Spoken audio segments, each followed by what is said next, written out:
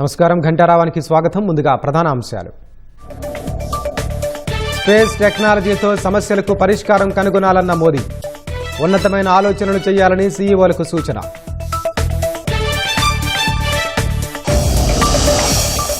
విజయవాడ శివారు బైపాస్ రోడ్డులో ఘోర ప్రమాదం.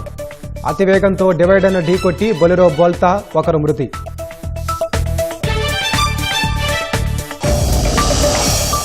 ధరల ఘాటుతో సామాన్యుల జేబులకు చిల్లులు పెడుతున్న ఉల్లి. కేజీ 46 రూపాయలకు చేరడంతో కొనుగోలుదారులకు చుక్కలు.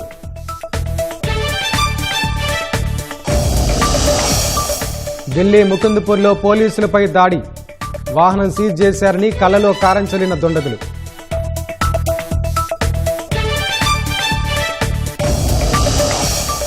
జపాన్లో మరోసారి కంపించిన భూమి. టోక్యో సహా వేర్వేరు ప్రాంతాల్లో 37 మందికి గాయాలు.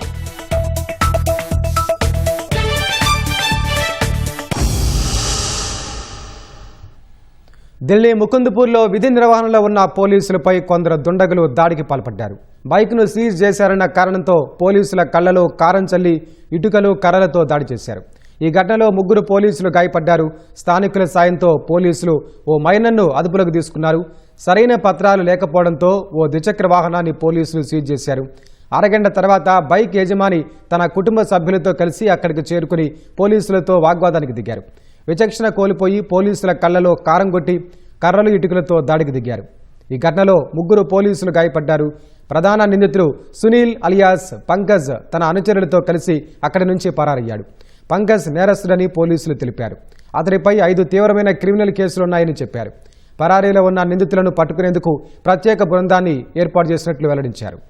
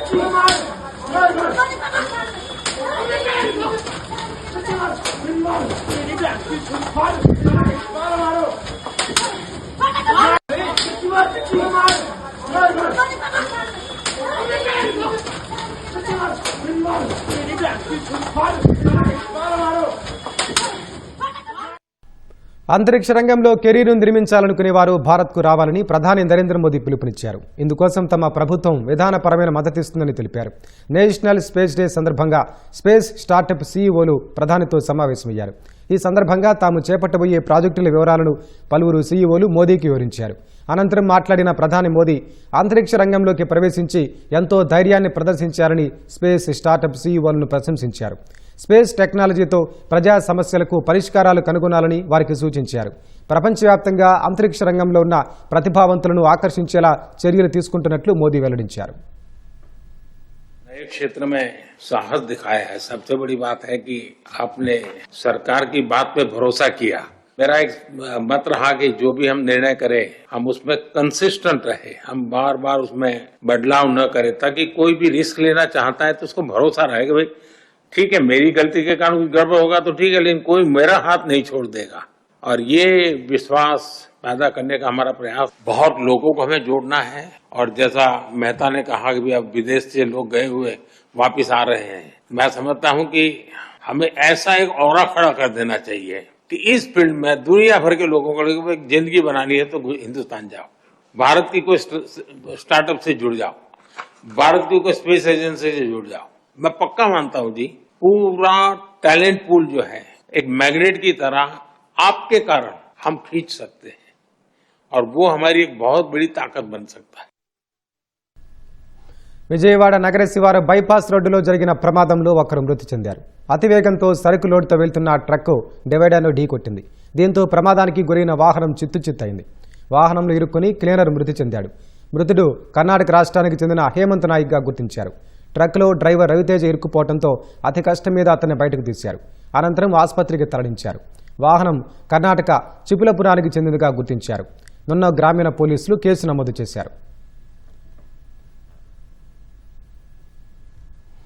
విశాఖపట్నం బీచ్ రోడ్లో బ్రిక్స్ సమ్మిట్లో భాగంగా నిర్వహించిన ఫ్రెండ్షిప్ సైకిల్ ర్యాలీ ఉత్సాహంగా సాగింది.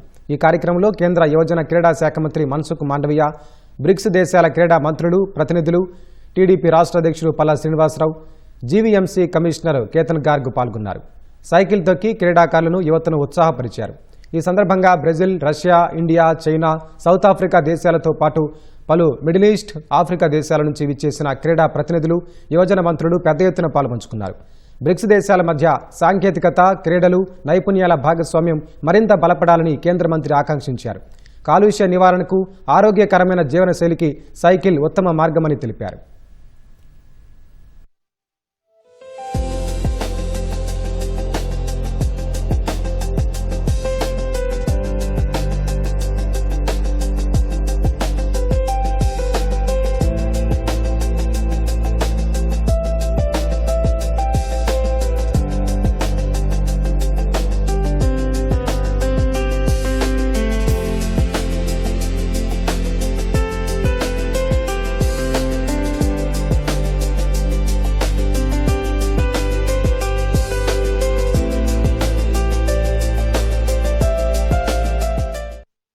Occasion of BRICS Summit, BRICS Friendship Cycling is organized.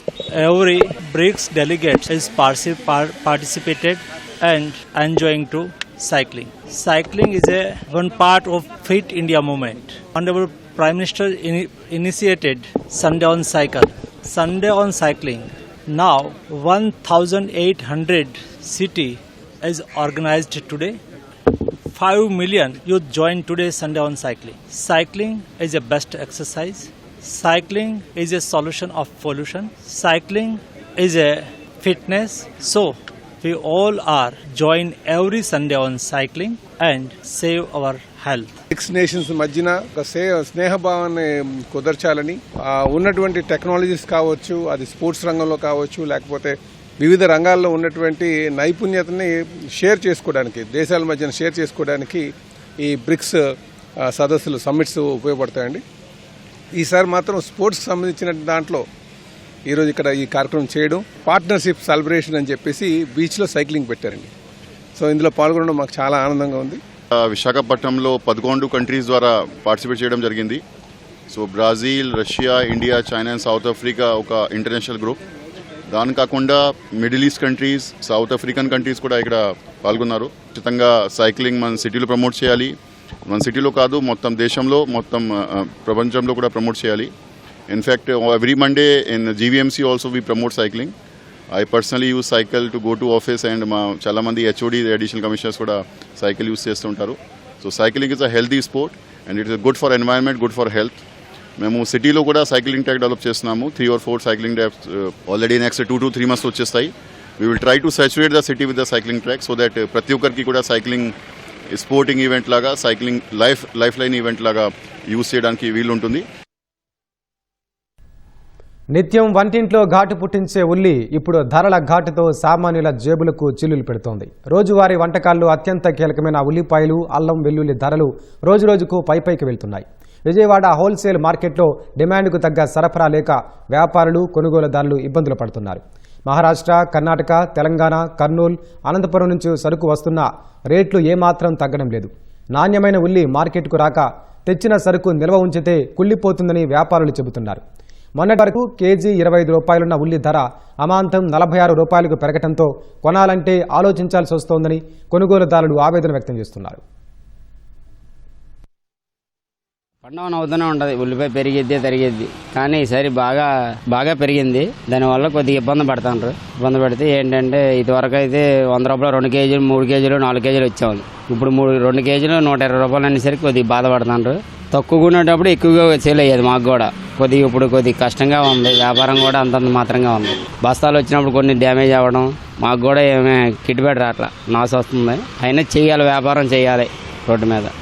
కస్టమర్లు అప్పుడు 2 కేజీలు 50 రూపాయలు కొనడం అలవాటు అయిపోయి అతి మధ్యతరగతి వాళ్ళు కొనడం బాగా కష్టంగా ఉండి కేజీ 50 రూపాయలు అయినసరికి బాగా నిర్భ్రాంతపోతున్నారు. కొంచెం తగ్గుదల మొహం పడితే కానీ కస్టమర్లకు ఇబ్బంది లేకుండా ఉంటుందని అనుకుంటున్నాము. తేవడానికి మేము కొనుగోలు చేయాలన్నా చాలా కష్టంగానే ఉంటుంది. బస్తా వచ్చేసి 2500 రూపాయలు పడుతుంది. మాకు కష్టంగా ఉంటుంది. ఉల్లిపాయల ధర తగ్గాలని కోరుకుంటున్నాము. ఉల్లిపాయలు వచ్చేసి 60 రూపాయలు 50 రూపాయలు దాకా వెళ్ళిపోయి 46 రూపాయలు బోర్డు. అక్కడ కొనుగోలు చూస్తే కొనుగోలు కూడా అంతే ఉంది, బోర్డు చూస్తే బోర్డు కూడా అంతే ఉంది. కొనాలంటే మేము బయట కొనలేకపోతున్నాం, మార్కెట్లోకి తెచ్చి అమ్మలేకపోతున్నాం. అక్కడ కొట్ల దగ్గరికి వెళ్తేనేమో ఎంతెంత పాయలు చూసినా బోర్డు రేట్లు బయట చెప్తున్నారు. అదే తెచ్చి మేము రైతు బజార్లో ఏం అమ్ముతాం, అమ్మలేకపోతున్నాం. ఉల్లిపాయలు అమ్ముతున్నా, ఆ బోర్డుకు రైతు బజార్ రేట్లకు రేవని చెప్పి వేయట్లే, దుంపలు అమ్ముకుంటున్నా. అది గిట్టక ఇటువరకే అమ్మ 3 కేజీలు 100 వేసేవాళ్ళు, 3-4 కాడ వేసేవాళ్ళు. ఇప్పుడేమో కేజీ 50 రూపాయలు అంటారు. 100 రూపాయలు 2 కేజీలు అంటే మరి మధ్యతరగతి కుటుంబాలు బతకడం కష్టం. బయట ఏమో 60-70, 60 అంటున్నారు. అవి ఏరుకొని ఇట్లా ఎల్లుల్లిపాయలను కూడా చాలా రేటు పెరిగినాయి. అవి పావు కేజీ 70 రూపాయలు 60 రూపాయలు తీసుకుంటున్నారు. వాళ్ళని కూడా కొనాలంటే ఏదైనా సరే కొనాలంటే మధ్యతరగతి కుటుంబాలు కొంచెం ఇబ్బందిగా ఉంది. ఇంతకుముందు మొన్నలాగా బాగా తక్కువ ఉండే, మధ్య అసలు 20-22 అట్లా ఉన్నది. మొన్న ఈ మధ్య మేము పోయినసారి వచ్చినప్పుడు 30-33 ఎంత ఉంది, 32. ఇవాళ వచ్చే 46 ఉంది. సామాన్యుడికి భారంగానే కనపడుతుంది. ఉల్లిపాయలు 20 రూపాయల కాడి నుంచి 46 రూపాయల దాకా పెరిగిపోయింది. ఏంటి ఆశ్చర్యపోతున్నాం మేమే. మొత్తం అన్నింటినీ రేట్లు పెంచేశారు. సామాన్యుడు లేదు, పెద్దవాడు లేదు, ఇక అంతా బతకటమే. ఇక కూలీ పనులు చేసుకుని జీవనం సాగిస్తున్న తండ్రి కుమారులకు కలిసి మద్యం తాగడం అలవాటు. ఆ క్రమంలో మత్తులో మద్యం సీసాలో ఉంచిన పురుగు మందు తాగి తీవ్ర అస్వస్థతకు గురయ్యారు. ఆసుపత్రిలో చికిత్స పొందుతూ కుమారుడు మృతి చెందాడు. తండ్రి పరిస్థితి విషమంగా ఉంది. ఈ విషాద ఘటన తూర్పుగోదావరి జిల్లా దేవరపల్లి మండలం సంగాయగూడెంలో జరిగింది. వంగల వెంకటేశ్వరరావు వంశీకృష్ణ తండ్రి కుమారుడు. వెంకటేశ్వరరావు గురువారం పొలంలో పురుగుమందు చల్లి మిగిలింది ఖాళీగా ఉన్న మద్యం సీసాల పోసి ఇంటికి తీసుకొచ్చాడు. దారిలో మద్యం సీసా కొన్నారు. ఇంట్లో రెండింటినీ ఒకే చోట పెట్టారు.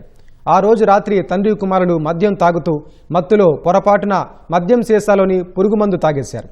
దీంతో అస్వస్థతకు గురై వాంతులు కావడంతో వెంకటేశ్వరరావు భార్య ఇద్దరిని గోపాలపురం సామాజిక ఆరోగ్య కేంద్రానికి తరలించారు. అక్కడి నుంచి మెరుగైన వైద్యం నిమిత్తం తొలుత రాజమహేంద్రవరం, తర్వాత కాకినాడ ఆసుపత్రికి తరలించారు. అక్కడ చికిత్స పొందుతూ వంశీకృష్ణ శుక్రవారం మృతి చెందాడు. తండ్రి పరిస్థితి విషమంగా ఉంది. వంగల వెంకటేశ్వర ఆయన కూలి పనికి వెళ్తూ ఉంటాడు. వాళ్ళ అబ్బాయి కూడా ఏదో పని చేసుకుంటూ ఉంటారు అనమాట. ఇలా పురుగు మందు కొట్టడానికి వెళ్ళొచ్చి అది ఆ మోటార్ సైకిల్ కవర్లో ఉంది. అయితే వారికి సాయంత్రం పాటు కొద్దిగా మందు తాగుతూ అలవాటు ఉంది. అది ఏం చేశారంటే ఆ మందు తాగిన దాని మీద ఇదే మందు అనుకుని దానిలో కొద్దిగా కలుపుకుని తాగడం వల్ల వంశీ వెంటనే వారిని కాకినాడ గవర్నమెంట్ హాస్పిటల్ తీసుకెళ్లడం జరిగింది. అక్కడే శుక్రవారం నాడు సాయంత్రం ఈ వంశీ చనిపోవడం జరిగింది. ఈ వెంకటేష్ చాలా అనారోగ్యంతో బాధపడుతూ ఉన్నాడు అనమాట. కాకినాడ ఎస్కే కాలేజ్ ఆఫ్ నర్సింగ్లో విద్యార్థులకు సంబంధించిన ఘటనపై ముఖ్యమంత్రి చంద్రబాబు ఆరా తీశారు. సమస్యను తక్షణమే పరిష్కరించాలని ఉన్నతాధికారులను ఆదేశించారు. సీఎం ఆదేశాలతో జిల్లా కలెక్టర్, ఎస్పీ రంగంలోకి దిగి విద్యార్థుల భద్రతకు చర్యలు చేపట్టారు. అవసరమైన వసతి కల్పించడంతో పాటు పరిస్థితి మరింత ఉద్రిక్తం కాకుండా చర్యలు తీసుకున్నారు. వసతి గృహాన్ని కలెక్టర్ హరీంద్ర ప్రసాద్ పరిశీలించారు. విద్యార్థులతో మాట్లాడి ఎలాంటి సమస్య ఉన్నా తమ దృష్టికి తీసుకురావాలని సూచించారు. అధికారుల చొరవతో సమస్య సామరస్యపూర్వకంగా పరిష్కారమైంది. ఈశాన్య రాష్ట్రాలకు చెందిన విద్యార్థులు అధికారులు స్పందించిన తీరుపై సంతృప్తి వ్యక్తం చేశారు. నిరాడంబరత, నిజాయితీ, పట్టుదల, క్రమశిక్షణ, నమ్మిన సిద్ధాంతం కోసం ఎంతటి వారినైనా ఎదిరించే గుణం టంగుటూరి ప్రకాశం పంతులు నైజమని ముఖ్యమంత్రి చంద్రబాబు అన్నారు. ప్రజా సంక్షేమమే ఊపిరిగా జీవించిన ఆంధ్రకేసరి తెలుగువారి సాహసానికి, పౌరుషానికి ప్రతీక అని వ్యాఖ్యానించారు. ప్రకాశం పంతులు జయంతి సందర్భంగా ఆ మహానుభావుని విశిష్ట వ్యక్తిత్వాన్ని, సాహస పోరాటాన్ని స్మరించుకుంటూ ఆయన స్మృతికి నివాళులర్పిద్దామని పిలుపునిచ్చారు.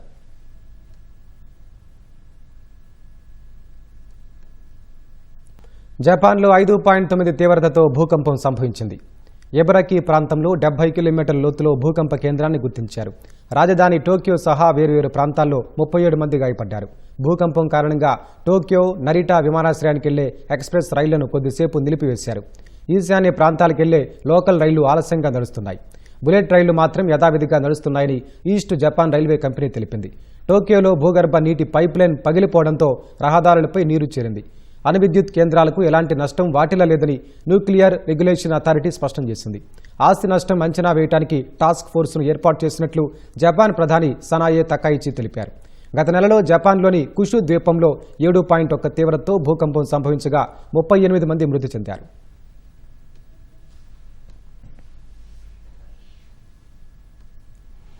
ఖలిస్తానీ ఉగ్రవాది హర్దీప్ సింగ్ నిజ్జర్ను గ్యాంగ్స్టర్ గోల్డీ బ్రార్ హత్య చేయించినట్లు తెలుస్తోంది. ఈ మేరకు అతడు ఓ వ్యక్తితో జరిపిన ఆడియో సంభాషణ సామాజిక మాధ్యమాల్లో చక్కర్లు కొడుతోంది. మాదక ద్రవ్యాల వినియోగాన్ని ప్రోత్సహించడంతో నిజ్జర్ను హత్య చేయించినట్లు గోల్డీ బ్రార్ అందులో పేర్కొన్నాడు. 16-17 ఏళ్ల వయసున్న యువకులను డ్రగ్స్ విక్రయించేలా నిజ్జర్ ప్రోత్సహించాడని తెలిపాడు. వారిని ఇన్ఫార్మర్లుగా వాడుకునేందుకు ప్రయత్నించాడని చెప్పాడు. మాదక ద్రవ్యాలను ప్రోత్సహించడంతో నిజ్జర్ను తన బృందం చంపాల్సి వచ్చిందని వివరించాడు. ఎవరైనా తమ చర్యలకు తగిన మూల్యం చెల్లించుకోక తప్పదని గోల్డీ బ్రార్ ఆ ఆడియో సంభాషణలో అన్నాడు. 2023లో కెనడాలోని బ్రిటిష్ కొలంబియాలో గుర్తు తెలియని దుండగులు నిజ్జర్ను కాల్చి చంపారు. ఈ హత్య వెనుక భారత్ ప్రమేయం ఉందంటూ అప్పటి కెనడా ప్రధాని జస్టిన్ ట్రూడో ఆరోపణలు చేయడంతో ఇరు దేశాల మధ్య దౌత్యపరమైన సంక్షోభానికి దారితీసింది. నిజ్జర్ హత్యలో భారత్ పాత్ర లేదని గత నెలలో కెనడా దర్యాప్తు అధికారులు స్పష్టం చేశారు. పంజాబీ గాయకుడు సిద్ధు మూసేవాలా హత్య సహా పలు కేసుల్లో గోల్డీ బ్రార్ కోసం భారత్ గాలిస్తోంది. వాణిజ్య చర్చలు పూర్తిగా విఫలం కావడంతో కెనడా నుంచి దిగుమతయ్యే పలు ఉత్పత్తులపై అమెరికా అధ్యక్షుడు ట్రంప్ విధించిన 50% సుంకాలు అమల్లోకి వచ్చాయి. ఈ తాజా సుంకాల విధింపుల వల్ల కెనడా నుంచి ఏటా అమెరికాకు ఎగుమతయ్యే ఉత్పత్తుల్లో దాదాపు 5% అంటే సుమారు $20 బిలియన్ విలువైన వస్తువులపై ప్రత్యక్ష ప్రభావం పడనుంది. వీటిలో హాకీ స్టిక్స్ మొదలుకొని వ్యవసాయ ఉత్పత్తుల వరకు ఎన్నో వస్తువులు ఉన్నాయి. కెనడా తన మొత్తం ఎగుమతుల్లో అత్యధికంగా 72% అమెరికాకే పంపుతోంది. ఇందులో హాకీ స్టిక్స్, వైన్, సిమెంట్, తేనె, విత్తనాలు, ఇతర వ్యవసాయ ఉత్పత్తులతో పాటు మేకప్ సామగ్రి, పర్ఫ్యూమ్లు, దుస్తులు, ఆభరణాలు, ఫర్నిచర్, కెమెరాలు, వస్త్రాలు తదితరాలపై ఈ సుంకాలు అమలవుతాయి. దీనిపై స్పందించిన కెనడా ప్రధాని మార్క్ కార్నీ సెప్టెంబర్ 8 నుంచి అమెరికా చర్యలకు సమాన స్థాయిలో ప్రతీకార సుంకాలు విధిస్తామని ప్రకటించారు. ఉక్కు, డైరీ, గృహోపకరణాలు, వ్యవసాయ పరికరాలు, పల్ప్, పేపర్, ఎలక్ట్రానిక్స్ రంగాల్లోని అమెరికా ఉత్పత్తులపై కెనడా సుంకాలు విధించనుంది. అమెరికా తమపై ప్రకటించిన ఆర్థిక యుద్ధంలో ఏ దేశమైనా భాగమైతే ఆ దేశాన్ని తమ శత్రువుగా పరిగణిస్తామని ఇరాన్ జాతీయ భద్రతా మండలి కార్యదర్శి మోసిన్ రెజాయ్ హెచ్చరించారు. ముందుగా అమెరికా మిత్ర దేశాలతో చర్చలు జరిపి ఈ వివాదానికి దూరంగా ఉండాలని వారిని కోరతామని చెప్పారు. ఒకవేళ తమ విజ్ఞప్తిని తిరస్కరిస్తే వారి ప్రయోజనాలపై దాడి చేస్తామని అన్నారు. గల్ఫ్ దేశాలు అమెరికాకు మద్దతుగా నిలిస్తే హర్మూజ్ జలసంధి నుంచి చుక్క చమురును కూడా ఎగుమతి చేయనివ్వమని హెచ్చరించారు. గత కొన్నేళ్లుగా అమెరికా ఆంక్షలను ఎలా అధిగమించాలో ఇరాన్ నేర్చుకుందని ఓ ఛానల్కు ఇచ్చిన ఇంటర్వ్యూలో పేర్కొన్నారు. నెలల తరబడి అమెరికా తమ పోర్టులను దిగ్బంధిస్తున్న చమురు విక్రయాలను విజయవంతంగా కొనసాగిస్తున్నామని చెప్పారు. ఈ ఏడాది జూన్లో ఇరు దేశాల మధ్య కుదిరిన అవగాహన ఒప్పందం ప్రకారం అమెరికా తన హామీలను నెరవేర్చే వరకు హర్మూజ్ జలసంధి మూసి ఉంటుందని రెజాయి పునరుద్ఘాటించారు. హర్మూజ్ జలసంధి గుండా కొత్త షిప్పింగ్ మార్గానికి సంబంధించి ఒమన్తో జరుగుతున్న చర్చలు సాఫీగా సాగుతున్నాయని, త్వరలోనే ఒక ఒప్పందం కుదురుతుందని ఆయన వెల్లడించారు. మరోవైపు శుక్రవారం రాత్రి 40 చమురు ట్యాంకర్లు హర్మూజ్ జలసంధిని దాటాయని అమెరికా తెలిపింది.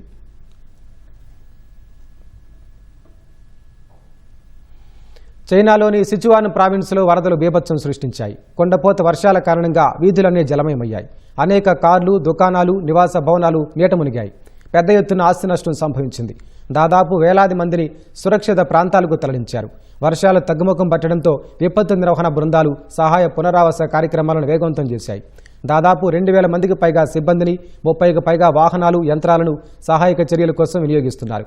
వీలైనంత త్వరగా ట్రాఫిక్ను పునరుద్ధరణ చేయనున్నట్లు అధికారులు తెలిపారు.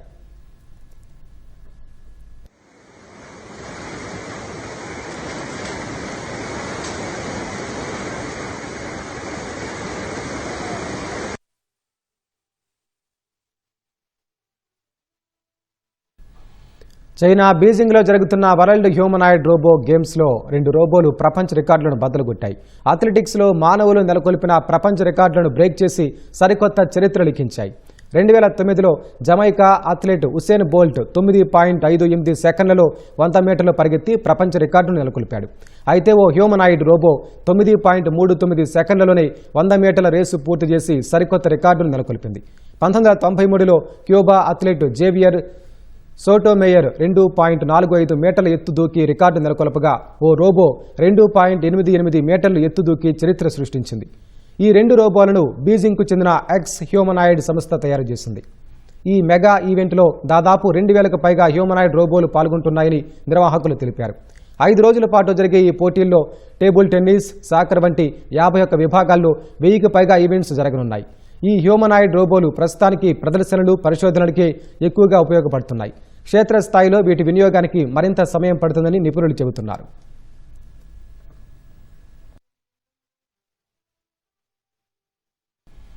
పార్లమెంటు ఉభయ సభలు నిరవధికంగా వాయిదా పడి 10 రోజులు దాటినా వర్షాకాల సమావేశాలను ప్రభుత్వం ఇంకా అధికారికంగా ముగించలేదు. దీనివల్ల మళ్లీ సమావేశాలను ఏర్పాటు చేయకుండానే కీలకమైన బిల్లును ఆమోదం పొందాలని ప్రభుత్వం యోచిస్తోందని ప్రచారం రాజకీయ వర్గాల్లో బలంగా వినిపిస్తోంది. లోక్సభ, రాజ్యసభలు ఆగస్టు 13న నిరవధికంగా వాయిదా పడ్డాయి. సాధారణంగా 3 నుంచి 4 రోజుల్లో సమావేశాలకు సంబంధించి ముగింపు నోటిఫికేషన్ వెలువడాలి. కానీ ఆదివారం ఉదయం నాటికి కూడా ఆ ప్రకటన వెలువడలేదు. 2029 లోక్సభ ఎన్నికల నాటికి మహిళా రిజర్వేషన్ల చట్టాన్ని అమల్లోకి తెచ్చేందుకు నియోజకవర్గాల పునర్విభజన బిల్లును తెచ్చే అవకాశం ఉందని ప్రచారం జరుగుతోంది.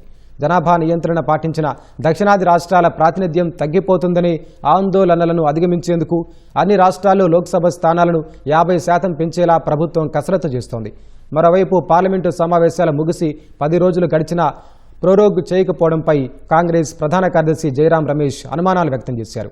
ప్రత్యేక సమావేశంలో డీలిమిటేషన్తో కూడిన రాజ్యాంగ సవరణ బిల్లును నెగ్గించుకోవటానికి కేంద్ర హోంమంత్రి అమిత్ షా ఇంకా తగిన సంఖ్యాబలం వెతుకుతున్నారా అని ఆయన ప్రశ్నించారు. కేరళలోని ఆలప్పూజలో పడవ పోటీలు అట్టహాసంగా ప్రారంభమయ్యాయి. ఈ పోటీలో 22 స్నేక్ బోట్స్ సహా మొత్తం 71 పడవలు పాల్గొంటున్నాయి. 1952లో తొలి ప్రధాని నెహ్రూ ఆలప్పూజలో పర్యటించి పన్నమడ సరస్సులో చేసిన పడవ ప్రయాణానికి గుర్తుగా ఏటా ఈ పోటీలు నిర్వహిస్తారు. ఏటా ఆగస్టు 2వ శనివారం నిర్వహించే సాంప్రదాయిక జలక్రీడను చూసేందుకు దేశ విదేశాల నుంచి వేలాది పర్యాటకులు తరలివచ్చారు. ఈసారి విజేతకిచ్చే ప్రైజ్ మనీని కేరళ సర్కార్ 25 లక్షల రూపాయలకు పెంచింది. అంతేకాకుండా తొలిసారి ప్రత్యేక కలర్ థీమ్తో ఈ పోటీలు నిర్వహిస్తున్నారు. భద్రతా కారణాల దృష్ట్యా సరస్సు పరిసరాల్లో అనధికార డ్రోన్ల వినియోగంపై నిషేధం విధించారు. దాదాపు 1700 మంది పోలీసులతో బందోబస్తు ఏర్పాటు చేశారు. పడవ పోటీలను పురస్కరించుకుని ఆలప్పుజ జిల్లాలో ప్రభుత్వ కార్యాలయాలు, విద్యా సంస్థలకు సెలవు ప్రకటించారు. ഈ ജലമേള, ഈ ജലമാമാങ്കം ഇന്ന് കേരളത്തിൽ മാത്രമല്ല ലോകത്തിലാകമാനം അറിയപ്പെടുന്ന ഏറ്റവും വലിയൊരു മാമാങ്കമാണ്. കേരളത്തിന്റെ ചരിത്രവും സംസ്കാരവും കാർഷിക പാരമ്പര്യവും ലോകത്തിന് മുന്നിൽ അവതരിപ്പിക്കുന്ന മഹത്തായ സാംസ്കാരിക കായിക പൈതൃകമാണ് నెహ్రూ ట్రోఫీ వల్లంకలి మత్సరం. బీహార్లోని నలంద జిల్లాలో పక్షులు వేలాదిగా విడిది చేసి మానవ ప్రకృతి సహజీవనానికి అద్భుత నిదర్శనంగా నిలుస్తున్నాయి. రావి, మర్రి వంటి పెద్ద చెట్లపై ఇవి గుంపులుగా గూళ్లు ఏర్పాటు చేసుకున్నాయి. స్థానికులు వీటిని సైబీరియన్ పక్షులని అనుకుంటారు. కానీ ఇవి స్టార్క్ జాతికి చెందిన స్థానిక ఆసియన్ ఓపెన్ బిల్ పక్షులని పర్యావరణ నిపుణులు చెబుతున్నారు. ఈ పక్షుల ముక్కు మధ్యలో ఉండే ప్రత్యేకమైన ఖాళీ ప్రదేశం ఆధారంగా వీటిని ఓపెన్ బిల్ అని పిలుస్తారు. గట్టిగా ఉండే నత్తగొల్లల నుంచి మెత్తని మాంసాన్ని బయటకు తీసేందుకు వీటి ముక్కు నిర్మాణం సహాయపడుతుంది. ప్రధానంగా నత్తలను ఆహారంగా తీసుకోవడం వల్ల స్థానికంగా వీటిని గాంగిల్ అని పిలుస్తారు. ఇవి సంపూర్ణ మాంసాహార పక్షులు. ఎంత పెద్ద సంఖ్యలో పక్షులుండటం వల్ల స్థానిక ప్రజలు ఎంతో ఓర్పుతో వీటిని కాపాడుతున్నారు. పక్షులకు ఎలాంటి హాని తలపెట్టకుండా తగిన చర్యలు తీసుకుంటున్నారు.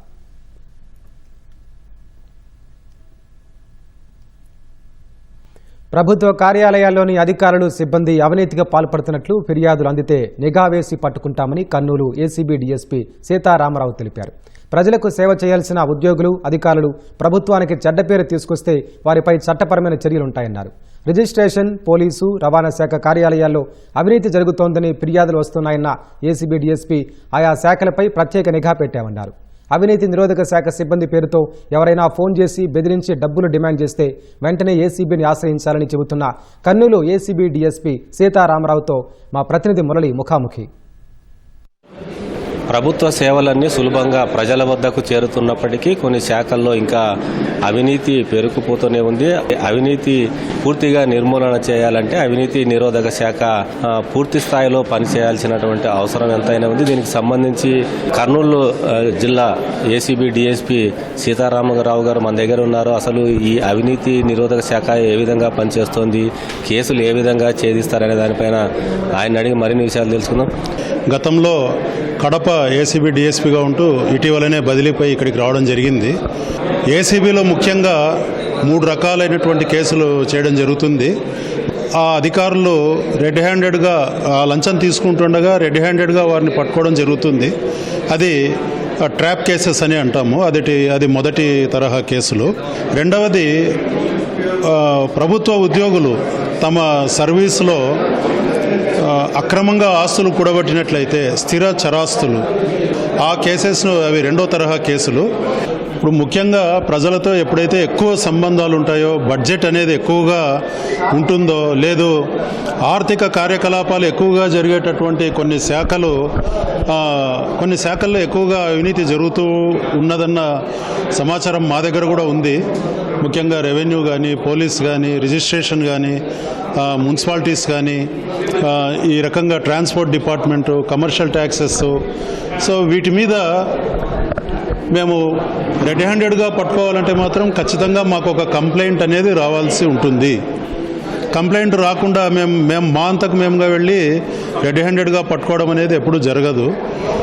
నేను ఈ సందర్భంగా ప్రజలందరికీ కూడా మేము విన్నవించుకునేది ఏమంటే, మీరు ఎటువంటి సందేహాలకు తావు లేకుండా, ఎటువంటి భయాందోళనలకు గురి కాకుండా, ఇటు ఏసీబీ కానీ ఆ శాఖలో ఆ ఉద్యోగి పట్టుబడినప్పుడు ఆ శాఖలోని ఉన్నతాధికారులు కూడా మీకు పూర్తిగా సహకరించడం జరుగుతుంది. మీ తరపున ఏసీబీ ఎల్లవేళలా అండగా ఉంటుంది. ఇప్పుడు మీ శాఖ తరపున కేసులు పెట్టి అరెస్టులు చేసి కోర్టులకు పంపించిన వరకు బాగానే ఉంటుంది. అంటే వాళ్ళకి శిక్షలు పడడంలో చాలా జాప్యం జరుగుతుంది. దాన్ని ఫాలోఅప్ చేయడంలో, ఛార్జ్ షీట్లు వేయడంలో చాలా ఆలస్యం అవుతుంది అనేటువంటి ఒక అపవాదం ఉంది. దాన్ని ఏ విధంగా మీరు అధిగమిస్తారు? ఛార్జ్ షీట్ అనేది అది మేమే ఫైల్ చేయడం జరుగుతుందండి కోర్టులో. కోర్టు యొక్క ప్రొసీజర్ కోర్టుకు ఉంటుంది. అది డిలే అనేది ఏ ఒక్క కోర్టుకో సంబంధించింది కాదు.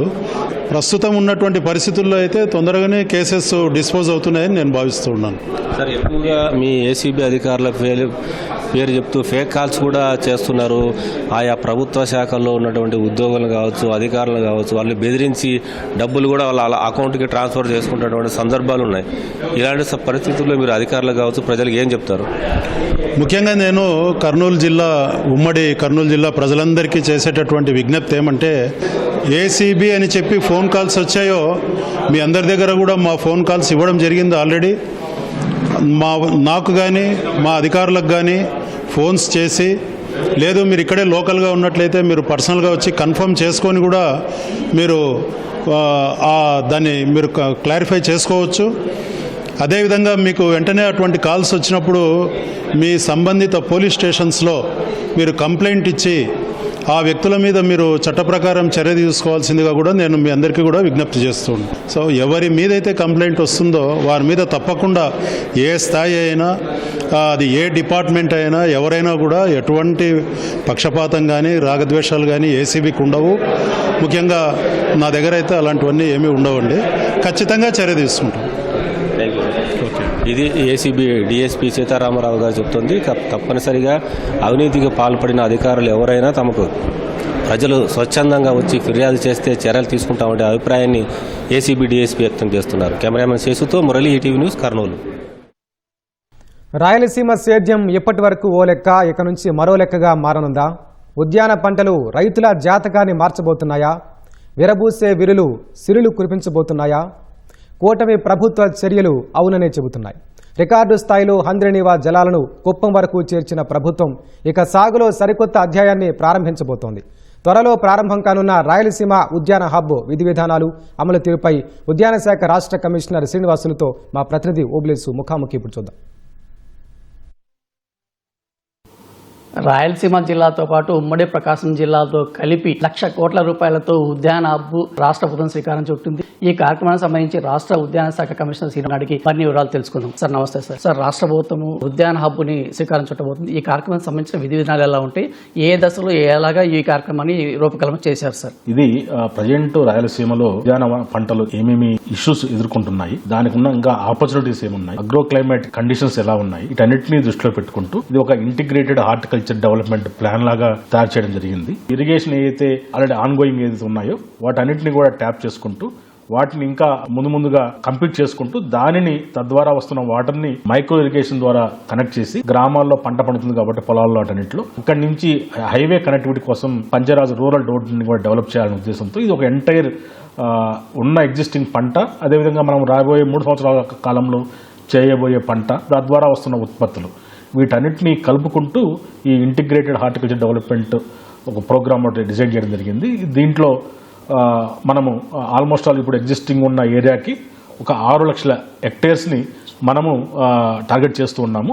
ఇది ఒక 3 ఫేజులు నడుస్తుందండి. 2029కి ఇది టార్గెట్ పెట్టుకున్నాము. ఫస్ట్ ఫేజ్ లో ఒక 72 క్లస్టర్స్ లోను, సెకండ్ ఫేజ్ లో ఒక 69, థర్డ్ ఫేజ్ లో 62, అట్లా మొత్తం 201 క్లస్టర్స్ లో 3229 RSKs లో ఈ యొక్క కార్యక్రమము నడుస్తూ ఉంటుంది. మొదటి ఫేజ్ లో ఎన్ని వేల ఎకరాలు చేయబోతున్నారు? ప్రతి ఫేజ్ లో కూడా ఒక 2 లక్షల హెక్టేర్స్ కొత్త ఏరియా తీసుకురావడము, అదేవిధంగా ప్రతి ఫేజ్ లో కూడా ఒక 2,10,000 నుంచి 15,000 హెక్టేర్స్ మైక్రో ఇరిగేషన్ ద్వారా కవర్ చేయించడము, అదే రకంగా ఒక 70,000 హెక్టేర్స్ కి ప్రతి ఫేజ్ లో కూడా మనము ప్రొడక్టివిటీ ఎన్హాన్స్ ఇంప్రూవ్మెంట్ చేయడం కోసం డిఫరెంట్ మెథడ్ ఆల్రెడీ ఎగ్జిస్టింగ్ ఉన్న ఆర్చర్స్ ని డెవలప్ చేయడం కోసం మనం ప్లాన్ చేసాం. ఈ నిధుల సమీకరణ ఎలా సార్? కేంద్ర ప్రభుత్వం రాష్ట్ర ప్రభుత్వంలో ఎలా సమన్వయం చేసుకుని భాగస్వామ్యాలు ఎలా ఉంటుంది సార్? ఇదంతా కూడా మనకు ఎక్స్టర్నల్ ఎయిడ్ ప్రాజెక్ట్ ద్వారా వస్తుంది. దీంట్లో 40,000 కోట్లు మనము కేంద్ర ప్రభుత్వం యొక్క సహకారం, అదేవిధంగా రాష్ట్ర ప్రభుత్వ సహకారంతో అందించడం జరుగుతుంది.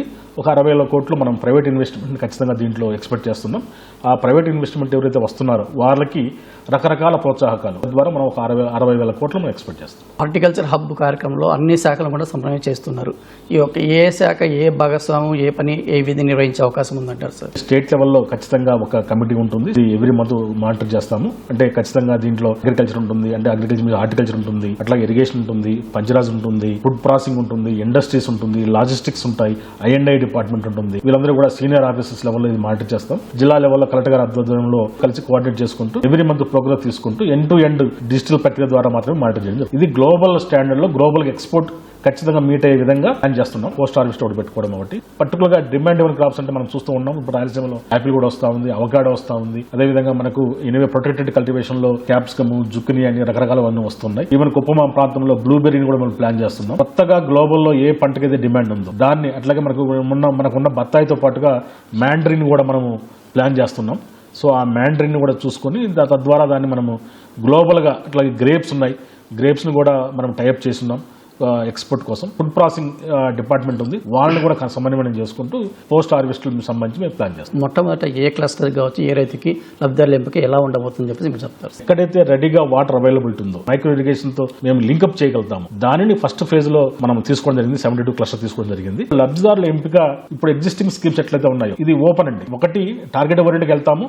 ఎనీ ఫార్మర్ ఇంట్రెస్ట్ ఉన్నా కూడా మనం రెడీగా వాళ్ళకి ఈ యొక్క స్కీమ్స్ అన్ని కూడా ఎక్స్టెండ్ చేయడానికి రెడీగా ఉంది. మిగిలిన ప్రాంతాల్లో కూడా ఈ ఉద్యాన పంటల సాగు ప్రోత్సాహానికి అమలు కార్యాచరణ ఏమైనా మీ దగ్గర ఉంది? సెంట్రల్ ఆంధ్ర కానీ నార్త్ ఆంధ్ర గత 2 సంవత్సరాల నుంచి కూడా ఆయిల్ పామ్ ఒకటి మనము బాగా ప్రమోట్ చేస్తున్నాం. లక్కీగా 2 సంవత్సరాల నుంచి కూడా ఆయిల్ పామ్ టన్ను 20,000 పైచులకు నడుస్తా ఉంది. దీంట్లో మనము ఈ ఆయిల్ పామ్ లో ఇంటర్ క్రాప్ వెళ్తున్నాం. 100% ఇంటర్ క్రాప్ ద్వారా పోయి మన కోకోవా కానీ, లేకుంటే బనానా కానీ, అదే కొన్ని మేజ్ కానీ, కొన్ని వెజిటబుల్స్తో పాటుగా మనం వెళ్తున్నాం. అదే రకంగా అరకెనెట్కి మళ్ళీ పెప్పర్, ఇట్లా మల్టీ క్రాపింగ్ మెథడ్లో పోయిన వల్ల ఫార్మర్కి బాగా బెనిఫిట్ వచ్చేందుకు ఆస్కారం ఉంటుంది. లక్కీగా ఈ ఆయిల్ పామ్ లో మనము కేంద్ర రాష్ట్ర ప్రభుత్వాల సహకారంతో పంట వేసే మెటీరియల్ దగ్గర నుంచి, ప్లాంట్ మెటీరియల్ దగ్గర నుంచి నెక్స్ట్ 4 years సంబంధించిన మెయింటెనెన్స్ కూడా మనమే వాళ్ళకి ఫార్మర్స్ కి ఫ్రీగా ఇస్తున్నాం. కాబట్టి ఒకటి ఆయిల్ పామ్ బాగా ప్రమోట్ చేస్తున్నాం, కోకోవా ప్రమోట్ చేస్తున్నాం బాగానే. 2 గోదావరి జిల్లాలు కానీ, ఎన్టీఆర్ డిస్ట్రిక్ట్ కానీ, కృష్ణా డిస్ట్రిక్ట్ ఇట్లా చేస్తున్నాం. దాంతోపాటుగా ఇప్పుడు కొత్తగా ఫ్లోరికల్చర్లో జాస్మిన్, క్రసాండ్రా,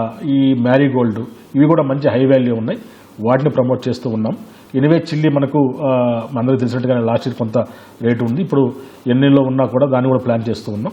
నార్త్ ఆంధ్రాకి వచ్చేసరికి మనకు ఎక్కడైతే ఐటీడీ ఏరియాలో ఉన్న అడ్వాంటేజ్ తీసుకుంటూ అక్కడ ఉన్న క్లైమేటిక్ పరిస్థితిని మనం అడ్వాంటేజ్ తీసుకుంటూ అక్కడ మనము అగైన్ టర్మరిక్, మంచి ఆర్గానిక్ టర్మరిక్ అని, కాఫీ, పెప్పర్, రకరకాల ఎగ్జాటిక్ వెజిటబుల్స్, జుకినీ, అట్లాగే మనకు ఎనివే క్యాలీఫ్లవర్, క్యాబేజ్తో పాటుగా మనకు ఈ పంటలు కూడా ఇవన్నీ కూడా మనకు స్ట్రాబెర్రీ ఉంది, అట్లాగే లీచీ ఉంటుంది, రాంబుటాన్ ఉన్నాయి. సో ఈ కొత్త కొత్త క్రాప్స్ అన్ని కూడా మనం ప్రమోట్ చేస్తూ డిమాండ్ డౌన్ క్రాప్ వైజ్ గా మేము వెళ్తూ ఉన్నాం. తోతాపురి కొత్త ఏరియా మనం తీసుకోవడం లేదు, ఎందుకంటే డిమాండ్ మనం అంత అనలైజ్ చేసాం. సో కాబట్టి అంత వైబుల్ కాదనిపిస్తా ఉంది. సో దాన్ని ఆపుతున్నాం. అట్లాగే మ్యాంగోలో కూడా ఫ్రూట్ కవర్స్ వాడినవి ఖచ్చితంగా 2 రెట్లు 3 రెట్లు ఆదాయం ఉంది, దాన్ని ప్రమోట్ చేస్తూ ఉన్నాం. సరే, ఎలినినో ప్రధాన పంటలతో పాటు ఉద్యాన పంటలు కూడా కదా తీవ్ర ప్రభావం చూపింది.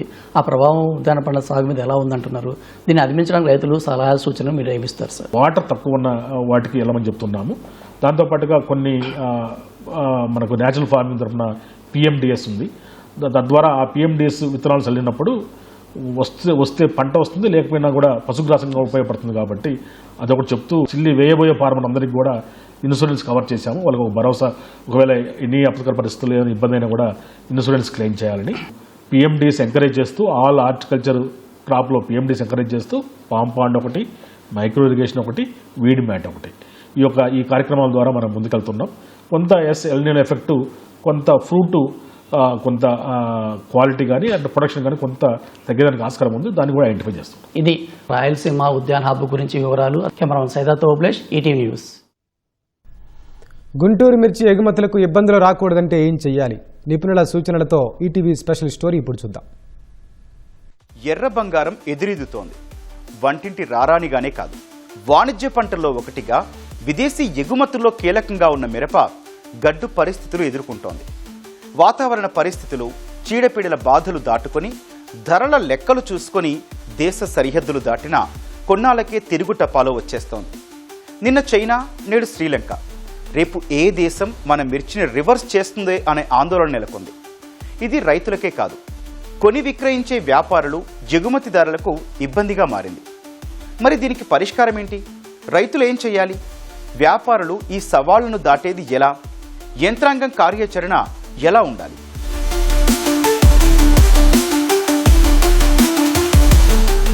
మిర్చి అంటే గుంటూరు, గుంటూరు అంటే మిర్చి. కారణం ఏంటి అంటే అత్యధికంగా మిర్చి పండించే రాష్ట్రాల్లో ఆంధ్రప్రదేశ్ టాప్లో ఉంటుంది. అంతేకాదు, గుంటూరు మార్కెట్ చుట్టూ ఉన్న పరిశ్రమలు, వ్యాపార లావాదేవీలు ఇవన్నీ దానికి జత కలిశాయి. గుంటూరు మిర్చి ఖ్యాతి మన దేశానికి పరిమితం కాలేదు, సరిహద్దులు దాటేసింది.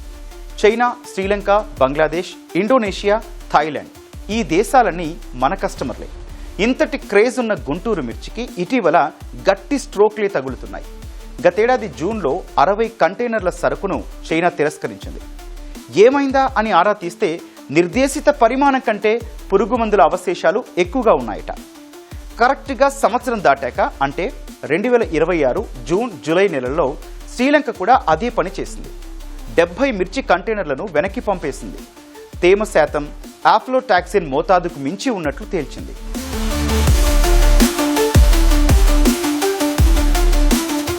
చైనా, శ్రీలంక తిరస్కరణతో మొదట షాక్ తగిలింది ఎగుమతి వ్యాపారులకే. ఎందుకంటే సరకు తిరస్కరణతో నష్టాన్ని భరించాల్సింది వాళ్లే.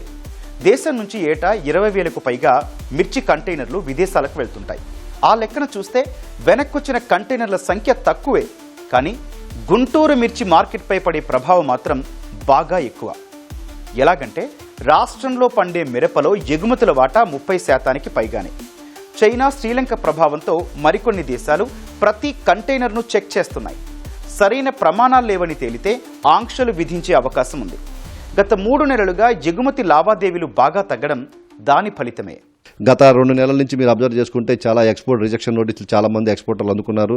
ఎందుకంటే మన దగ్గర ఉన్న చిల్లీలో సరైన పోస్ట్ హార్వెస్ట్ మేనేజ్మెంట్ సరిగ్గా చేయకపోవడం వల్ల చిల్లీస్లో ఎఫ్లాటాక్సిన్ శాతం ఎక్కువ ఉండటం వల్ల శ్రీలంక నుంచి బాగా ఎక్స్పోర్ట్స్ రిజెక్ట్ అవుతుంది. 2-3 మంత్స్ క్రితం కూడా చైనా కూడా చాలా మెథాడిమోపాస్ ఎక్కువ ఉందని చెప్పి ఇట్లా రిజెక్ట్ చేస్తున్నారు. కాబట్టి ఏంటంటే వ్యాపారం అయితే చాలా ఆందోళనకరంగా ఉంది. ఓకే, ఇప్పుడు ప్రభుత్వం ఏం చేస్తోంది? సమస్య పరిష్కారంపై దృష్టి పెట్టామంటోంది. రైతులు, వ్యాపారులకు అవగాహన కల్పిస్తామని చెబుతోంది. అందుకోసం పక్కా ప్లాన్ రెడీ చేసినట్లు గుంటూరు మిర్చి యార్డు చైర్మన్ తెలిపారు. రైతుల్లో చైతన్యం రావాల్సినటువంటి అవసరం ఉంది. ఐపీఎం వ్యవసాయం వైపు అందరూ అడుగులేయాలి. సేంద్రియ వ్యవసాయం వైపు అడుగులేనట్లయితే భవిష్యత్తు కొంచెం ఇబ్బందికరంగా మారే పరిస్థితులు ఉన్నాయి. దీనిలో రైతుల్లో చైతన్యం కలిగించేందుకు హార్టికల్చర్ నుంచి ఒక కమిటీని వేయటం జరిగింది. వ్యాపారస్తుల్లో కూడా వాళ్ళు రీప్యాక్ చేసేటప్పుడు ఏ విధంగా చేయాలో అవగాహన సదస్సు చేయాలనే ఉద్దేశంలో ఉన్నాం. ఎవరెన్ని చెప్పినా రైతుల వాదన మాత్రం భిన్నంగా ఉంది. పురుగుల మందు వాడకపోతే దిగుబడి కష్టమని అంటున్నారు. ఒకవేళ వాడకూడదు అంటే ప్లాన్ బి రెడీ చేయాల్సిన బాధ్యత శాస్త్రవేత్తలపైనే ఉందంటున్నారు. రైతులు ఏంటంటే ఇంకా దిగుబడి రావాలనే ఉద్దేశంతో ఎక్కువగా మందులు కొట్టడం జరుగుతుంది. విదేశాలకు పోతే తిరిగి రావటం మన మిర్చి ఇదంతా కూడా చాలా ఇబ్బందికరంగానే ఉంది. ఇంట్రెస్ట్లు దాన్ని ఏ విధంగా దాన్ని కంట్రోల్ చేయాలనేది వాళ్ళు ఇంకా అభివృద్ధి చేసి పురుగు మందులు కనుక వాళ్ళు కనిపెట్టగలిగితేనే మనం ఇది కంట్రోల్ చేయగలుగుతాం. ఇవాళ వేసిన మందు మళ్ళీ రేపు వేయాలి. 4 రోజులకి వేయాలి మందు. తెగులు మందు కానీ మళ్ళీ ఇంకో మందు కానీ వేయాలి. 4 రోజులకి వేస్తేనే మిరదాడులు కాసినాయి పోయిన సంవత్సరం. ఇప్పుడు మిరదాడు నాటిన కానీ 20 రోజులు కానీ చేస్తానే ఉండాల్సిందే. పూతకి వేయాలి, పండుగ కానీ తెగుళ్ళు కానీ అన్నిటికీ వేస్తానే ఉండాలి. అంతకుముందు సంవత్సరం మొత్తంలో ఒక 20 తడవలు కొడితే అయిపోయేది. ఇప్పుడు 40 తడవల దాకా కొట్టాల్సి వస్తుంది. దీని మీద ప్రత్యామ్నాయ ఇది ఉంది కదా ఆర్గానిక్ మందులతోటి దానికోసం ఆలోచిస్తున్నాం. అదే చేసి పండించి ఎట్టగొట్ట ఇప్పుడు జరగాలి కదా. ముందు రైతు నిలబడాలి. అందరూ అనుకుని ఆపేస్తే ఈ మందులు లేకుండా ఎదురికల్లా బండ్ల అట్నే పండుద్ది. ఎంత పండినా ఉపయోగం ఉంటుంది. కానీ ఇప్పుడు ఆగరు. మందులు వేయకుండా ప్రకృతి ఇప్పుడు నిరుడల్లా మందులు కొట్టి చివరికి పైరగాయలు తిరిగింది. బంగారంలో కాసిని అట్టగాయాల్సిందే కానీ మందులు వేసినప్పుడు కాయలు కూడా పుట్టవు. ఈ పరిస్థితి మారాలంటే ఏం చేయాలి అంటే రైతులు మెరుగైన యాజమాన్య పద్ధతులు పాటించాలని నిపుణులు సూచిస్తున్నారు. ఎగుమతి విధానాలు, అంతర్జాతీయ ఆహార ప్రమాణాలపై అవగాహన కల్పించాలని అంటున్నారు. ఇంటిగ్రేటెడ్ పెస్ట్ మేనేజ్మెంట్ ఐపీఎం లేదా సేంద్రియ పంటకు మంచి ధరలు వచ్చేలా చూడాలి. అప్పుడు కెమికల్స్ వాడకాన్ని ఎక్కువ మంది తగ్గించే ఛాన్స్ ఉంది. ఎగుమతి విధానాలపై వ్యాపారులకు అవగాహన కల్పించాలన్నది నిపుణుల సూచన. ఉన్న దానిలో ఇప్పుడు మన వాళ్ళు మిర్చిలో నార్మల్గా యావరేజ్గా 30 నుంచి 40 స్ప్రేలు కొడతారండి. మనం ఇండిగ్యాప్ అనే ఒక సర్టిఫికేషన్ ద్వారా కనుక మనం చేయదలుచుకుంటే కనుక మన యూనివర్సిటీ వాళ్ళు హార్టికల్చర్ యూనివర్సిటీ కానీ అగ్రికల్చర్ యూనివర్సిటీ కానీ సిఫారసు చేసిన మోతాదుల్లో కనుక మనం కొట్టుకున్నట్లయితే అది కూడా ముఖ్యంగా పంట ఆఖరి దశలో కొట్టకుండా రసాయనాలు ఎక్కువగా మనం కనుక చేసినట్టయితే ఆ పంటలో అవశేషాలు అంటే మన రెసిడ్యూస్ ఉండవండి. మనం ఆ ప్రోడక్ట్ని మనమే ముందు టెస్ట్ చేసి ఒక 267 కెమికల్స్ దానిలో ఉన్నవా లేవా అనేది చూసి మనం సర్టిఫికేట్ ఇస్తామండి. వన్స్ మనం సర్టిఫికేట్ ఇచ్చామంటే ఇండిగ్యాప్ సర్టిఫికేషన్ అనేది ఈక్వలెన్స్ ఆఫ్ గ్లోబల్ గ్యాప్ అండి. వీటితో పాటు మరికొన్ని జాగ్రత్తలు తీసుకోవడం మేలంటున్నారు నిపుణులు. తెగుళ్ల వ్యాప్తిని తొలి దశలోనే గుర్తించి వెంటనే నివారణ చర్యలు చేపట్టాలి. లింగాకర్షక బుట్టలు, పక్షి స్థావరాలు ఏర్పాటు చేయడం మేలు. బంతి, ఆముదం వంటి ఎర్ర పంటలు వేస్తే బాగుంటుంది. ఒకవేళ పురుగు మందులు చల్లినా ఎక్కువ గాఢత లేని వాటినే చల్లాలి. కాయలు పూర్తిగా పండిన తర్వాతే కోసి ఆరబెట్టి అమ్మకానికి సిద్ధం కావాలి. కోల్డ్ స్టోరేజీల్లో నిల్వ చేసేటప్పుడు కూడా కాయలు బాగా ఎండాయో లేదో చూసుకోవాలి. ఇవన్నీ చేస్తే పంట నాణ్యత మెరుగవుతుంది. అప్పుడు విదేశాల్లో తిరస్కరణకు అవకాశం ఉండదన్నది నిపుణుల మాట.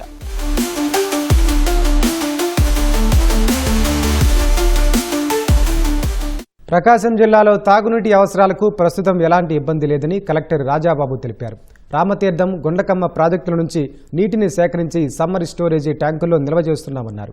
ఈ నెలాఖరుకు కృష్ణా కాలువ ద్వారా నీరు వచ్చే అవకాశం ఉందన్నారు.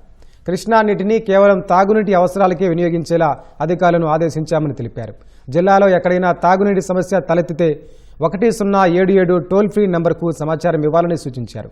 రానున్న 120 రోజులకు అవసరమైన పశుగ్రాసాన్ని ముందుగానే అంచనా వేసి ప్రణాళిక రూపొందించామంటున్న కలెక్టర్ రాజాబాబుతో ఈటీవీ ముఖాముఖి. రాష్ట్ర వ్యాప్తంగా ఎల్నినో ప్రభావం అయితే మాత్రం రైతాంగాన్ని అలాగే ఇటు పశువులను కూడా తీవ్రంగా ఇబ్బంది పెడుతుందని చెప్పాలి. ఈ ప్రకాశం జిల్లా అనేది వెనుకబడిన ప్రాంతం, అట్లాగే వర్షభావం కూడా తక్కువగా ఉంటుంది. దానికి అనుగుణంగానే జిల్లా కలెక్టర్ ఆధ్వర్యంలో అయితే మాత్రం జిల్లా యంత్రాంగం అంతా కూడా తాగు నీటి కోసం అలాగే పశువుల కోసం అయితే ప్రత్యేక కార్యాచరణ రూపొందించారు. ఆ విశేషాలను కలెక్టర్ రాజాబాబు అంతా ఉన్నారు, ఆయన అడిగి తెలుసుకున్నాం. సార్, ఈ నీటి ఎద్దడిని తగ్గించుకోవడానికి ఎల్నినో ప్రభావాన్ని దూరం చేయడానికి ఎలాంటి కార్యాచరణ రూపొందించారు? ఈ ఎల్నినో ప్రభావం కంటిన్యూ అవుతుంది కాబట్టి ప్రకాశం జిల్లా డ్రాట్ ప్రోన్ ఏరియా. ఈస్టర్న్ ప్రకాశంలో గ్రౌండ్ వాటర్ అట్లా 6 మీటర్స్ ఉంటే, వేరే వెస్టర్న్ ప్రకాశం, దొనకొండ ఆ ప్రాంతంలో ఆల్మోస్ట్ నీకు 15 to 20 మీటర్స్ డెప్త్లో ఉన్నాయి. సో ఇవి రీఛార్జ్ అవ్వాలంటే కనుక వర్షం కావాలి. సో ప్రస్తుతానికి ఎల్నినో ఎఫెక్ట్ వల్ల కొంచెం ఇబ్బంది ఉంది కాబట్టి అగ్రికల్చర్ పరంగా ఆల్రెడీ ఈ క్రాప్ ప్యాటర్న్ అంతా కూడా చేంజ్ చేయడం జరిగింది. వాటర్ ఇన్సెంటివ్ క్రాప్స్ ఏవైతే ఉన్నాయో వాటన్నిటిని కూడా డైవర్సిఫికేషన్ చేశాము. అయితే ఇప్పుడు మనకి fodder and at the same drinking water for animals, అదేగా మనకి సిటిజన్స్ కూడా మనకి వాటర్ కావాలి. సో యానిమల్స్ అరౌండ్ మనకి టోటల్గా మేము అంచనా వేసాము సుమారు 37 lakh క్యాటిల్ పాపులేషన్ అన్ని కలిపి ఉన్నది. సో ఈ పాపులేషన్కి అందరికీ కూడా మనకి వాటర్ సప్లై చేయడానికి లింక్ చేసినటువంటి సుమారు 12,300 వరకు కూడా వాటర్ సోర్సెస్ ని ఈ RSK లో మనం లింక్ చేసాము. దాంతోపాటు ఈ 376లోను కూడా మనకి ఏం చేసాము, అది హై రిస్క్ ఏమున్నాయి, లో రిస్క్ ఏమున్నాయి, మీడియం రిస్క్ ఏమున్నాయని చెప్పేసి అది కూడా మనం ఐడెంటిఫై చేసాం. దాని ప్రకారమే కొన్ని ఐడెంటిఫై చేసుకుని ఫోడరు వాటర్ అనేది కూడా వాటిని బ్యాలెన్సింగ్ చేసేలాగా, మిటిగేట్ చేసేలాగా దానికి ఏర్పాటు చేయడం అనేది జరిగింది. రెండోది ఏంటంటే మనకి డ్రింకింగ్ వాటర్ ఒకటి ఉంది. డ్రింకింగ్ వాటర్కి సంబంధించి మనకి మేజర్గా 6 రిజర్వాయర్స్లు ఉన్నాయి. ప్రస్తుతానికైతే మొత్తం రిజర్వాయర్స్లో వాటర్ లెవెల్ వరకు ఏమీ ఇబ్బంది లేదు. మంత్ ఎండింగ్కి NSP కెనాల్ వస్తుంది అంటున్నారు కాబట్టి NSP కెనాల్ రాగానే ఇమ్మీడియట్గా ఈ SS ట్యాంక్స్కి ఏవైతే ఉన్నాయో ఈ వాటర్ 148 ట్యాంక్స్ వరకు కనెక్ట్ అయి ఉన్నాయో ఆ ఛానల్లో వాటన్నిటిలో కూడా వాటర్ నింపడం అనేది జరుగుతుంది. సో అయితే ఈ వాటర్ సమస్య ఇప్పుడు పవరు ద్వారా రన్ అయ్యే ఉంటాయి. కొన్నిసార్లు బోర్లు బికాస్ ద డెప్త్ ఎక్కువ అవడం వల్ల అవి ఎండిపోవడం కూడా జరుగుతూ ఉంటుంది. కాబట్టి ఈ సమస్యలు వచ్చినప్పుడు మనల్ని కాంటాక్ట్ చేయాలనే ఉద్దేశంతోనే 1077 అని చెప్పి ఒక టోల్ ఫ్రీ నెంబర్ పెట్టాం కలెక్టరేట్లో. సో ఈ నెంబర్ దగ్గర యాక్చువల్గా 24/7 పెడదామని అనుకున్నాము. ప్రస్తుతానికైతే ఫస్ట్ ఇప్పుడు మార్నింగ్ నుంచి ఈవినింగ్ వరకు, మార్నింగ్ 9 నుంచి సాయంత్రం 6, 7, 8 వరకు పెట్టి ఒక డెడికేటెడ్ టీంని పెట్టి ఈ కాల్స్ ఎవరైనా కానీ మనకి వాటర్ సమస్య, అది ఫోడర్ సమస్య వచ్చినా, ఆ తర్వాత క్యాటిల్కి వాటర్ లేకపోయినా, బోర్స్ రిపేర్స్ వచ్చినా, లేదన్నా మోటార్ ఏమన్నా కనుక చెడిపోయినా, తర్వాత ఏదైనా పవర్ ఇష్యూస్ వచ్చినా, ఇవన్నిటిని కూడా మనకి 1077 నెంబర్కి కనుక వాళ్ళు ఫోన్ చేస్తే ఇమీడియట్గా విదిన్ 24 అవర్స్లోనే ఆ ఇష్యూని అడ్రస్ చేయడం అనేది జరుగుతుంది. అలాగే పశువులు ప్రధానంగా చెరువులు కావచ్చు, అలాగే కాలువల్లో నీళ్ళు ఎండిపోతూ ఉంటున్నాయి. పశువులకి నీళ్లు అందించడానికి కూడా కార్యాచరణ రూపొందించినారు. అది ఏ విధంగా చేస్తారు సార్? అంటే ఆల్రెడీ మనం పశువులకి కొన్ని తొట్టులు కట్టినప్పుడు ఇవన్నీ కూడా ఎంటీ లేకుండా ఫిల్ చేయడం ఒకటి, అది బై ట్రాన్స్పోర్ట్ ద్వారా సరే తీసుకొచ్చేలాగా.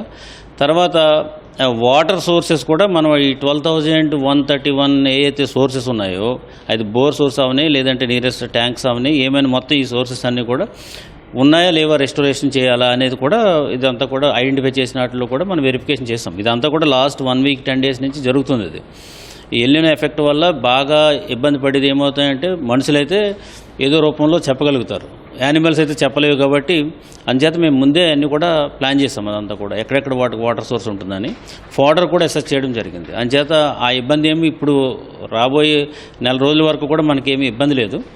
ఈ నెల జరిగిన తర్వాత కొన్ని బోర్లు ఎండిపోతాయి, బికాస్ ఆఫ్ వాటర్ డిప్లీట్ అయిందంటే కనుక అవి డ్రై అయిపోతాయి. అవన్నిటిని కూడా ఇమీడియట్గా మ్యాప్ చేసుకుని పక్కనున్న సోర్స్ నుంచి చేస్తాము. ఏమీ ఇబ్బంది లేదు. అవసరమైతే ట్రాన్స్పోర్ట్ వాటర్ నియరెస్ట్ ఎంత దూరమైనప్పుడు కూడా వాటర్ అయితే మాత్రం అందిస్తాం. అలాగే రైతాంగానికి ఏం చెప్తారు సార్ ఈ సాగు విధానం? సాగు విధానంలో దయచేసి మీరు రైతులకు చెప్పేది ఏంటంటే, ఏదో ఒక సాయంత్రం అయ్యేటప్పటికి మబ్బులు వస్తున్నాయి, అక్కడక్కడ ఏదన్నా ఒక 2-3 చినుకులు పడుతున్నాయి, సో అనేది దాని మీద పెట్టుకుని మీరు వాటర్ ఇంటెన్సివ్ క్రాప్స్కి వెళ్ళొద్దని చెప్తున్నాము. సో దీనికి సంబంధించి మా అగ్రికల్చర్ ఆఫీసర్స్కి గవర్నమెంట్ నుంచి కూడా చాలా ఇన్స్ట్రక్షన్స్ ఉన్నాయి. మేము కూడా రిపీటెడ్గా చెప్తున్నాము. అగ్రికల్చర్ ఆఫీసర్స్ చెప్పింది వాళ్ళు విని ఆ రకంగా ఫాలో అవ్వాలని ఈ సందర్భంగా అందరినీ కూడా మీ ద్వారా కోరుతున్నాను. ఇది మొత్తంగా చూసుకోవచ్చు. నీటితో సాగు అయ్యే వ్యవసాయం చేయాలి. అలాగే పశువులకు కూడా ఎలాంటి ఇబ్బంది లేకుండా నీటి తొట్టెలు ఏర్పాటు చేయటం, వాటికైతే నీటిని సకాలంలో అందించే విధంగా జిల్లా యంత్రాంగం సిద్ధంగా ఉందని చెప్పి కలెక్టర్ రాజాబాబు అభిప్రాయం వ్యక్తం చేస్తున్నారు. Cameraman Srinivas, Ramakrishna, ETV news, Ongole నుంచి.